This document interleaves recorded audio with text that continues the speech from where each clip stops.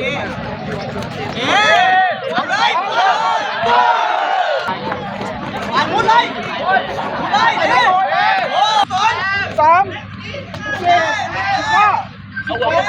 ขอเสียงปรบมือต้อนรับ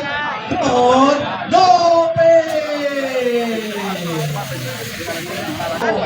โนบิตาสวัสดีครับผม Happy Land Fight EP 2 นะครับผมชื่ออะไรครับโนบิตะครับโนบิตะนะครับผมทำไมไม่มีแว่นอ่ะวันนี้สอนไปครับอ๋อโอเคครับผมด้านซ้ายมือชื่ออะไรครับนนโนบินะครับผมโนบิกับโนบิตะนะครับผม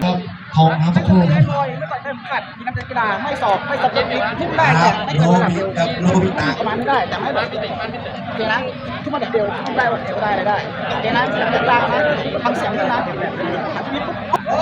โอ้ยมีนะเย็นนะเวลามีเยอะระวังใครนะเอ็ดสูงมันเฮ้ยไปแล้วมันเองเลยเดี๋ย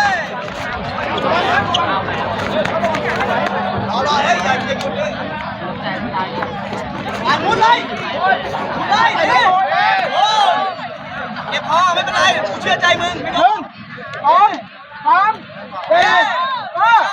6 7 8 9 10 11 12 13 14 15 16 17 18 19 20 21 22 23 บานใช้หัวด้านใต้คาง26ใช้หัวด้านใต้คางดิ28 29 30ลุกขึ้นบานดีแล้วลุกขึ้นมาบานโอ้ลุก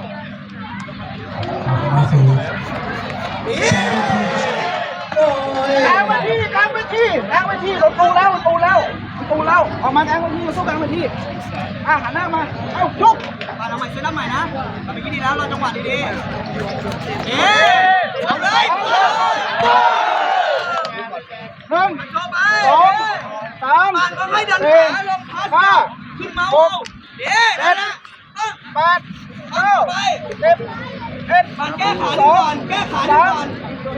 5 6 7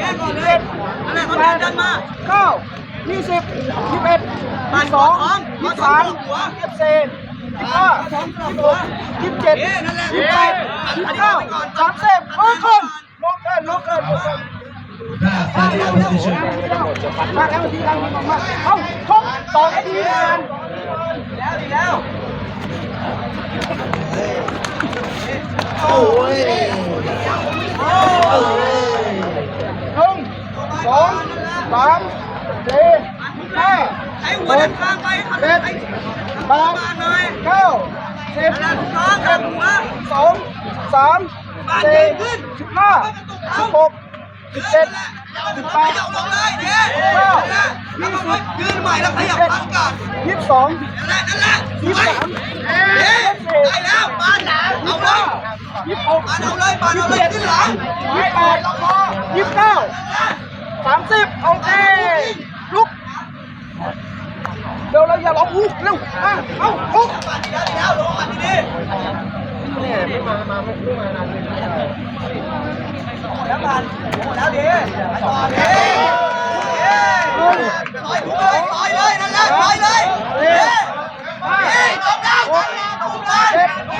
ทุบเลยมันไม่ต่อยทุบเลยนั่นแหละ2 3 4 ทุบเลย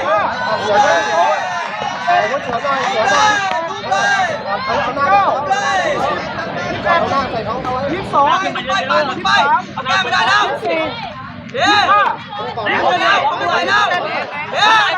ไม่ไหวแล้วอย่าหยุด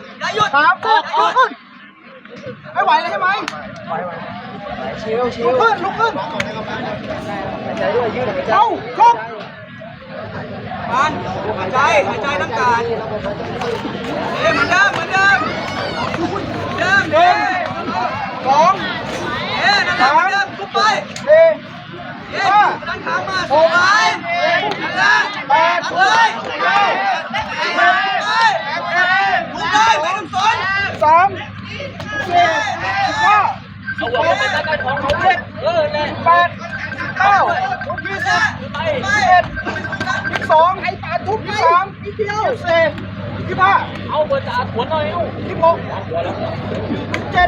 28 29ขึ้นมา30 วิสุดท้าย30 วิสุดท้าย30 วิสุดท้าย30 วิสุดท้าย30 วิทุบผ่านไปเลยมาละอีกรอบนึงเอาอีกรอบนึงทำไปแล้วเอาว่าไง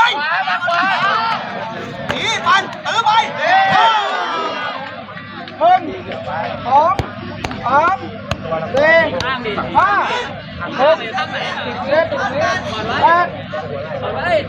9 3 2 1หมดเวลา